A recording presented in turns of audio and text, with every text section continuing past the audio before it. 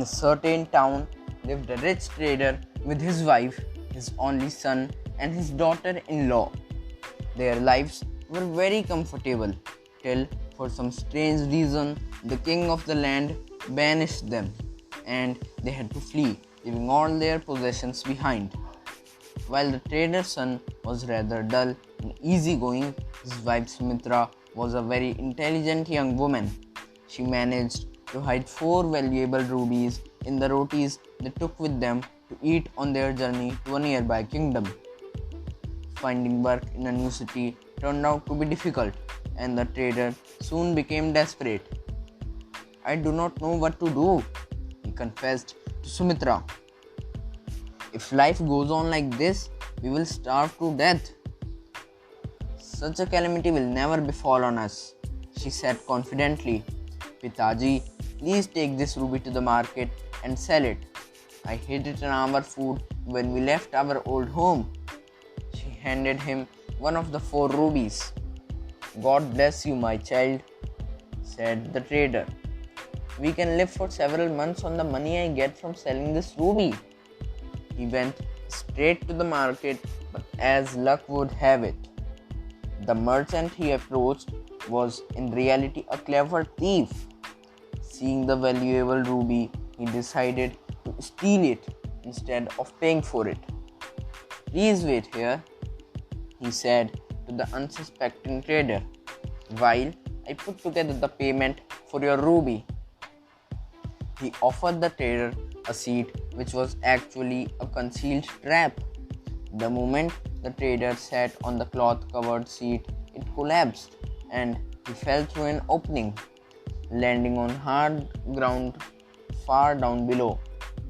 The thief covered the hole with a big slab of stone, left the poor trader to starve, and pocketed the ruby. Day turned into night, but the trader did not return home. When 3 days had gone by with no news of him, his family became very worried. Sumitra handed the second ruby to her husband and said, "Go in search of your father. If the need arises, sell this ruby." The son searched all over the town but could not find his father. He decided to sell the second ruby so that he could buy food and clothes for his family. Unfortunately, he too went to the same wicked merchant who trapped him as he had trapped his father and took his ruby. Sumitra and her mother-in-law waited anxiously, but once again no one returned. Now what were the 2 women to do? Sumitra went to the market, sold whatever little jewelry she was wearing, and brought food, clothes, and other necessities for the household. Strangely, she also bought a Havaldar's uniform. The next day, she disguised herself as a man, put on the uniform, and went to the king's court. The king was impressed by the fresh-faced, earnest youth and employed him to patrol the streets at night. Just outside the town was a jungle, and in that jungle lived a Rakshasi.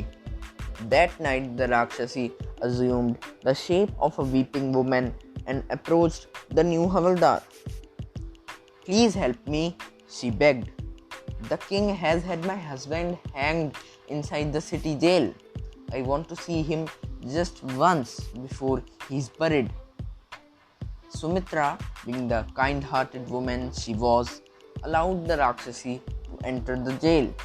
But the moment she saw the hanging corpse of her so-called husband, she began to devour it.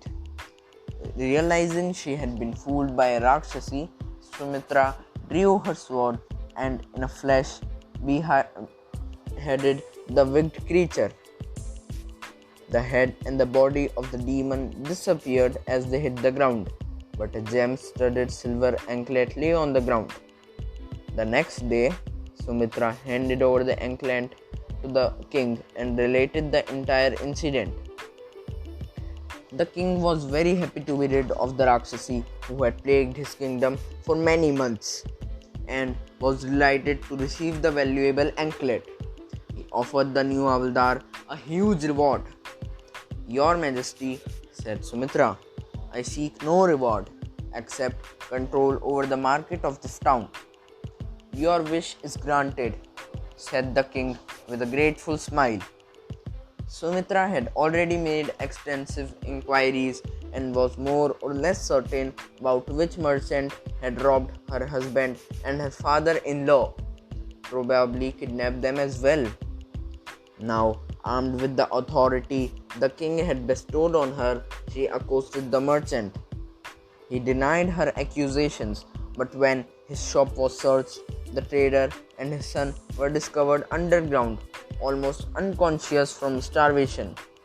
They were immediately rescued and revived with food and care, and the wicked merchant was hanged for his crimes. Sumitra removed her disguise and appeared before the king with her entire family. The king praised her resourcefulness and courage and rewarded her richly. Their hardships were finally over, and from then on the family prospered.